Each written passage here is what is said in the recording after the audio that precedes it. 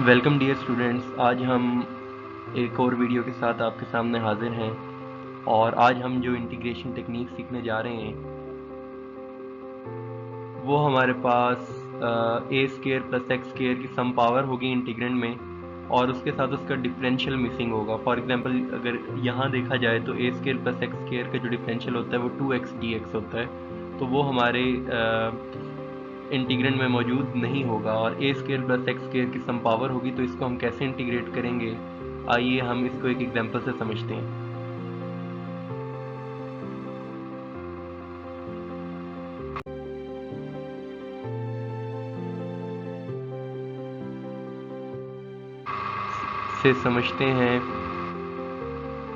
तो सबसे पहले हम इसका एक रूल देखते हैं। रूल क्या है हमारे पास कि अगर हमारे इंटीग्रेंड के अंदर कुछ पावर आ जाए ए स्केयर प्लस एक्स स्केयर की विदाउट हैविंग इट्स डिफरेंशियल, तो हम क्या करते हैं, हम एक सब्स्टिट्यूशन यूज़ करते हैं। स्पेशल किस्म की सब्स्टिट्यूशन है कि हम वेरिएबल टर्म को ए टेन थीटा लेट कर लेते हैं। अब यहाँ हमारी जो वेरिएबल टर्म है वो है एक्स, तो हमने एक्स को ए टेन थीटा पुट कर लेना, मतलब हम एक्स डोमेन से थीटा डोमेन में चले जाएंगे।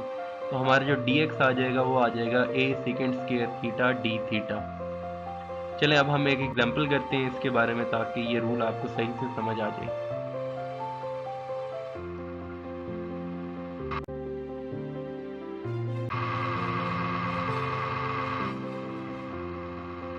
तो एग्जांपल देखिए जी कि evaluate integration of d x over square root of 9 plus x square.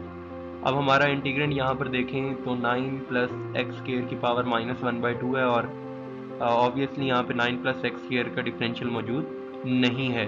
9 plus x square का जो डिफरेंशियल होता है हमारे पास वो 2x होता है, तो वो यहाँ पे मौजूद नहीं है। तो हम इसका सोल्यूशन देखते हैं। तो यहाँ पे सबसे पहले तो आप a देखें, a यहाँ पे हमारा 3 है, तो हम इसको लिख सकते हैं 9 प्लस एक्स स्केयर को लिख सकते हैं 3 का स्केयर प्लस एक्स स्केयर। तो a की वैल्यू यहाँ पे हमारे पास 3 है, तो हम यहाँ पे x को 3 tan थीटा पुट कर लेंगे। Put x is equal to 3 tan theta, तो dx हमारा आ गया 3 second square theta d theta. तो जो हमारी इक्वेशन नंबर 1 बनेगी वो बन जाएगी, हमने सब्स्टिट्यूशन कर देनी है। dx की जगह पे हम लिख देंगे 3 second square theta d theta, और जो हमने x की जगह सब्स्टिट्यूशन की है 3 स्केयर, तो एज इट इज़ आ गया हमारे पास। और यहाँ पे अगर आप देखें तो हमने x की जगह पे 3 tan थीटा पुट कर दी है, और dx की जगह पे अगर आप देखें तो हमने 3 second square theta d theta put कर दी है।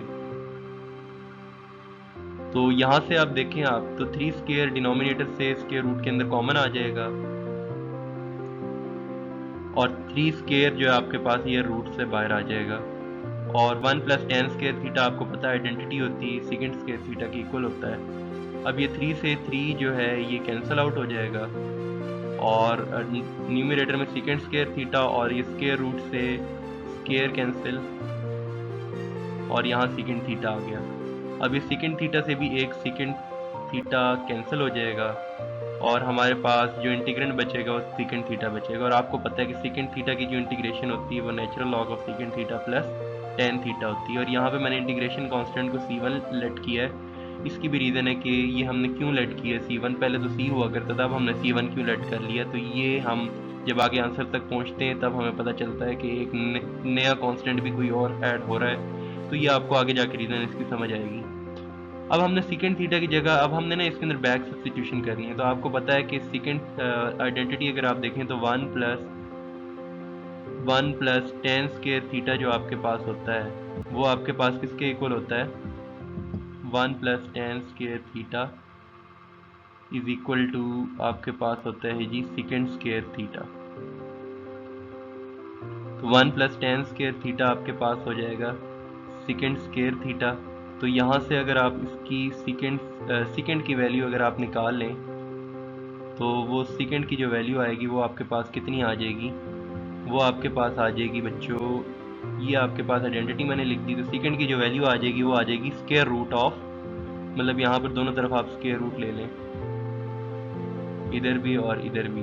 तो सेकेंड थीटा की जो वैल्यू आ जाएगी आपके पास वो आ जाएगी √1 प्लस tan स्क्वायर थीटा, ये मैंने यहाँ लिख दी। और tan theta as it is. अब tan की आप अगर सब्स्टिट्यूशन देखें ना, आपने जो की थी x is equal to 3 tan theta, तो इसमें से आप tan थीटा की वैल्यू यहाँ से पुट कर सकते हैं x/3। तो ये मैंने यहाँ पे x/3 tan थीटा की जगह पुट कर दी और यहाँ पे भी मैंने पुट कर दी।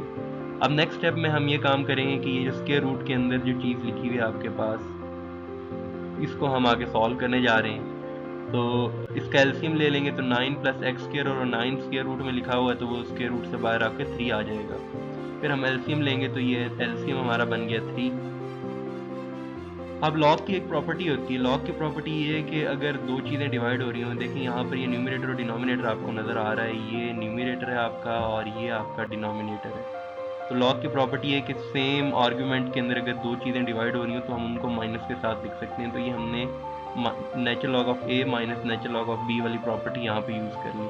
अब अगर आप गौर करें तो ये हमारे पास ये दोनों हमारे पास कांस्टेंट है, नेचुरल लॉग ऑफ c1 और माइनस नेचुरल लॉग ऑफ 3। अब दो कांस्टेंट्स को ऐड करें तो एक और कांस्टेंट आता है, तो इसको हमने c कह दिया।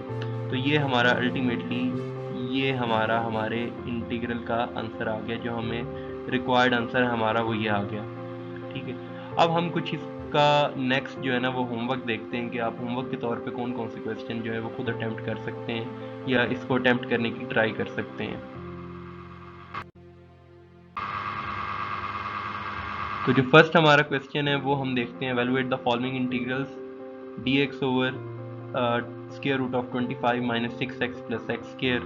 अब अगर आप गौर करें तो यहाँ पे इसकी फॉर्म भी हमारे सेम इंटीग्रल जो पिछला वाला क्वेश्चन था उसकी जैसी ही है, बस यहाँ पे -6x है तो इस -6x को पहले आप कंप्लीटिंग स्क्वायर से ख़त्म करेंगे, वैनिश करेंगे। नेक्स्ट क्वेश्चन के अंदर भी अगर आप देखें तो इसकी फॉर्म 169 + 10x, तो इसकी फॉर्म वैसी है, बस ये 10x को आपको गायब करना है कंप्लीटिंग स्क्वायर से। फिर जो थर्ड क्वेश्चन है इसको भी आपने ट्राई करना है, इनको पहले आप मल्टीप्लाई कर लेंगे x+1 और x+3 को, फिर इसको कंप्लीटिंग स्क्वायर करके इसमें से x वाली टर्म को गायब करेंगे और इसको आगे सॉल्व करेंगे। तो ये 3 क्वेश्चन आपके होमवर्क हैं। होप आपको वीडियो अच्छी लगी होगी। अगर आपको वीडियो अच्छी लगी है तो चैनल को वीडियो को लाइक और शेयर ज़रूर कीजिएगा और चैनल को सब्सक्राइब ज़रूर कीजिएगा। अल्लाह हाफिज़।